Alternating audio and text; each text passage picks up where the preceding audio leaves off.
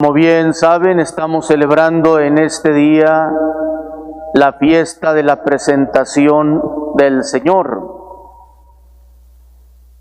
Acontecimiento que nos relata precisamente, y lo acabamos de escuchar, el Evangelio de San Lucas. Dice la palabra de Dios ahí en el Evangelio de San Lucas, capítulo 2, verso 23, que fueron a presentar al niño según lo que prescribía la ley del Señor. Todo varón primogénito será consagrado al Señor. Y efectivamente ustedes se van al libro del Éxodo, capítulo 13, en el verso 2, en el verso 12, incluso hasta el verso 15, se va a repetir exactamente esa prescripción. Me consagrarán, como diciendo, me pertenecen de una manera muy especial los primogénitos. Ellos estarán consagrados a mí. ¿Qué percibimos en José y María? Como judíos obedientes a la ley de Dios, dóciles a lo que Dios va pidiendo, y hacen la ofrenda pues de los pobres, aquellas tórtolas o 2 pichones, como una correspondencia, podríamos decir, a lo que se había ofrecido. Llama la atención pues esa docilidad de lo que Dios va pidiendo. Eso es lo que va especificando. Aparece después un personaje que podríamos decir que simboliza el límite del Antiguo Testamento. Simeón, aquel hombre avanzado de edad,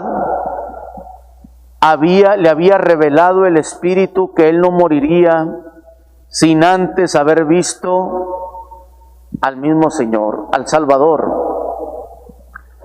Y en su expresión, en su cántico que se le atribuye, habrá por lo menos 3 afirmaciones contundentes que se van a realizar, que se cumplen pues en la persona del mismo Cristo Jesús.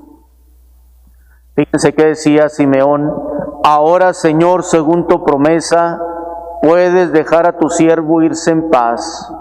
Primero, mis ojos han visto a tu Salvador, al que es la salvación. Efectivamente, cuando ha tomado en los brazos a aquel pequeño niño, todo lo que ansiosamente tenía de expectativa y de esperanza el pueblo de Israel, ahí se cumple en ese pequeñito. Es sorprendente. Voy a ir diciendo algunas citas que ya conocen ustedes, pero es necesario retomarlas, en torno a esta afirmación que en Cristo está la salvación. Desde que se le anuncia al mismo José, Mateo capítulo 1, verso 21, tú le pondrás por nombre Jesús, porque Él salvará a su pueblo de los pecados. Él es el Salvador. ¿Qué le anunciaron los ángeles, aquellos pastores? Les ha nacido en la ciudad de David un Salvador, el Mesías, el Señor. Lucas 2:11. Hechos de los Apóstoles, capítulo 4, verso 12. No hay otro nombre dado a los hombres por el cual podamos ser salvos. Obviamente se refiere a Cristo Jesús. En la carta a Tito, capítulo 2, verso 13, dice ahí: aguardamos la feliz esperanza de la manifestación gloriosa del gran Dios y Salvador nuestro, Jesucristo. Ahí de una manera impactante afirma precisamente no solo que es el Salvador, sino la divinidad del mismo Cristo Jesús. Y habrá muchas otras citas, ¿verdad?, en torno a Cristo como Salvador, como Redentor, como el que ha dado la vida por la salvación de todos. En el cántico de Simeón sigue diciendo: luz para iluminar a las naciones. Otras traducciones dicen luz que alumbra a los paganos. Y obvio también a lo largo de las Escrituras, sobre todo en los Evangelios, nos topamos con afirmaciones donde Cristo Jesús pues es luz. Otras que hemos dicho en otros momentos, Juan, Evangelio de San Juan, capítulo 1, verso 9, la palabra era la luz verdadera que ilumina a todo hombre que viene a este mundo. Obviamente se refiere a Cristo Jesús. Una de las más conocidas, Juan 8:12, soy la luz del mundo, el que me sigue no caminará en las tinieblas, sino tendrá la luz de la vida. Juan 12:46, he venido al mundo como luz, para que el que cree en mí no siga en la oscuridad, en las tinieblas. Habrá más. Y luego continúa el cántico de Simeón, y gloria de tu pueblo Israel. Fíjense cómo expresa Simeón de ese pequeñito, él es la gloria del pueblo de Israel. Y hay también muchísimas expresiones en torno a la gloria de Cristo durante su ministerio.